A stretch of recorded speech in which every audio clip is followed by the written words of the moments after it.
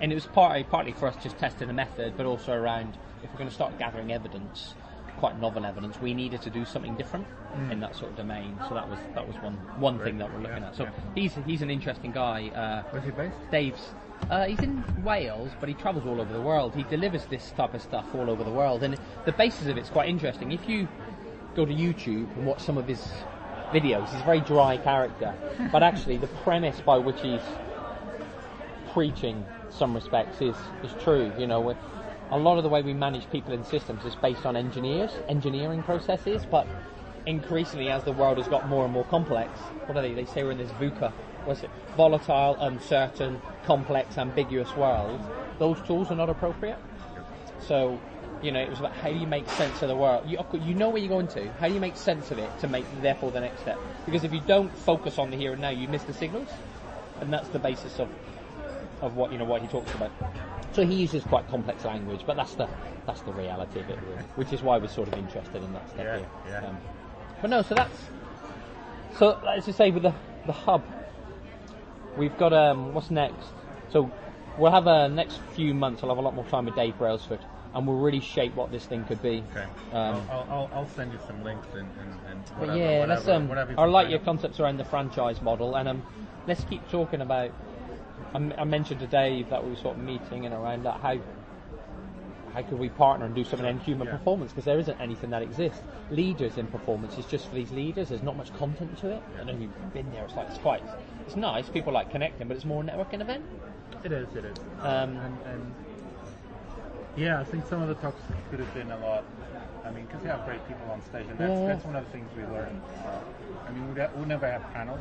Yeah. Panels just dilutes. Everybody agrees they're diluted, and with panels you sometimes have glimpses of oh my god, this guy probably has a fucking great story to tell. Yeah, but they never get into details. Talking about on a very general level.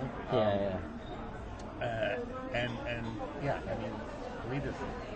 I think it's a clear example of we have people there with great stories to tell, coached, because they're not natural storytellers, most of them, but coaching.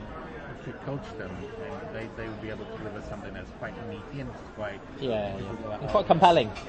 Yeah. People really.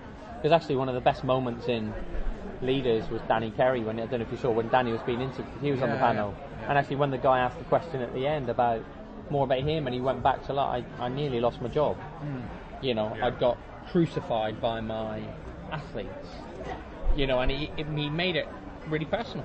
Sure. And it was about the sort of story that he's at. So, so that's. So, and the event, you said June? Well, I don't know when, but I did sit there thinking, if you're going to do this, you want to tie it around a major sporting event. And from Team Sky's perspective, and Sky, of course, tying it around a cycling event and the Tour de France is a good one. Now, you need to be a couple weeks out from it. Yeah, there won't be many major events next year, right? We had them all this year. Yeah. So actually, it's a good time to do something. Okay. And you do an invite-only first one. You just so we could do it in Sky. They've got 300-seat cinema. You'd never want to do that many people. But I went to Virgin Disruptors event. I don't know if you to try that out. And that was in a single auditorium with lots of other spin-outs, and I think it could work quite well. The new Sky, some of the stuff on Sky Campus is really good. Oh, you were at Virgin Disruptors? Yeah, I was. You told me this, right? Yeah. Did I? Yeah. But I met Andy Walsh there. Yeah. No, Sandy talk. Yeah, so actually I quite like the feel in the way that went, and I thought that was quite good. But so could we do something that launches the hub, maybe connects wired? It could be. I mean, I don't know. I just sat there thinking. Sure. When I went to the wired event, I really liked the way it was done. This space of human performance. So which ones did you go to? You went to the innovation. Did you come to the major conference as well? Yeah, that's the one you got me an invite for. The one that was in Tobacco Docks. Okay. Yeah. Of course. I really like that one.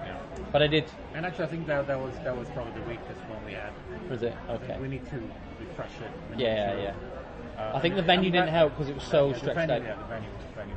I quite liked the venue, but it didn't help. Yeah. It didn't help. The space was fully utilised, but I'm glad you liked it. Even though the talks I really enjoyed. I quite like some of the stuff here, but I like the feel of being able to do some of the way there's some parallel stuff going on. I think that was quite Yeah, good. yeah. But it we looked, need to have more of that.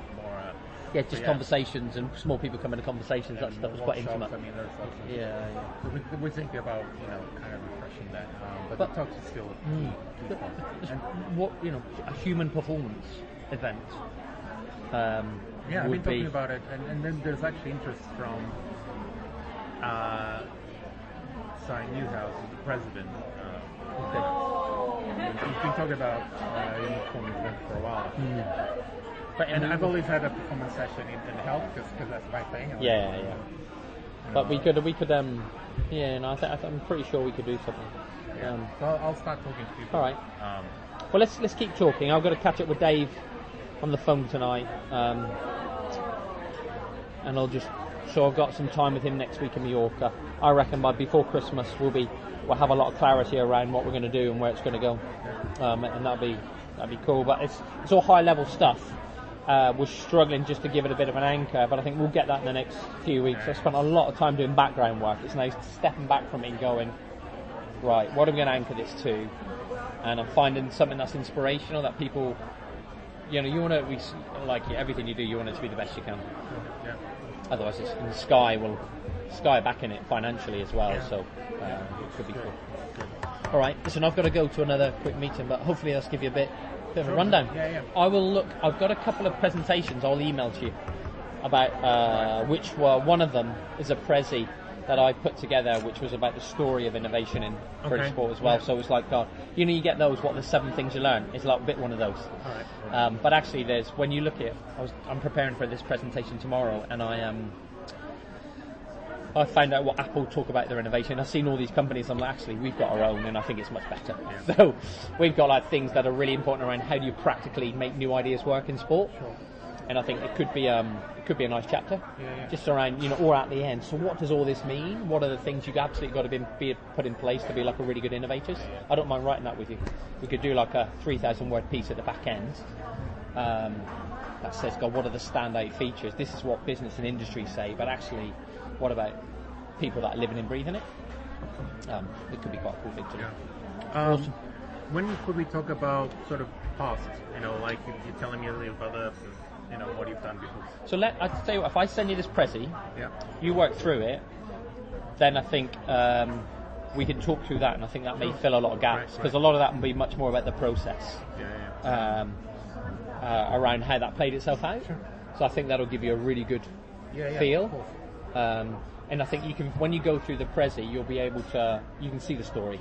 I try to tell it like a story, but it's not as good as a story as it could be. But when you go through it, you'll get a really good feel around. Because the way the Prezi's set up, I start. I tell the story from London 2012 backwards. So I start there, and there's a picture of the story in the Guardian about the rainbow wheels, and it's like how do you create that aura, expectation around what you do, and then I go through it, and then I unpick around not the detail, but really the things that we learn. About getting athletes involved, where things didn't work, all that type of stuff, really. So I'll let you watch that, and then let's Skype, and I'll talk you. Okay. So I will literally take you through the presentation. All right, and then you'll be able to ask questions. So let's put a 2-hour block. I think it will need 2 hours, because you'll be asking lots of questions. Perfect. And we can do that virtually anyway. That'll be an easier way of... All right. Just because I got this thing this afternoon, I've got to get back and get sorted. I'll sort this out. No, let me get it. It's fine. Sure. Sky's quite awesome.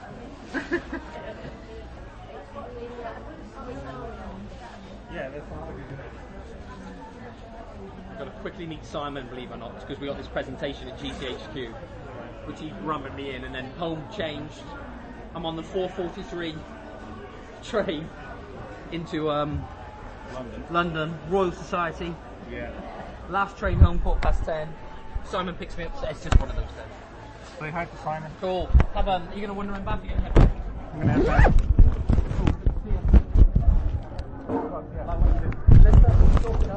I'll be here at the end of the week or something. I'll send you. I'll think about what you told me.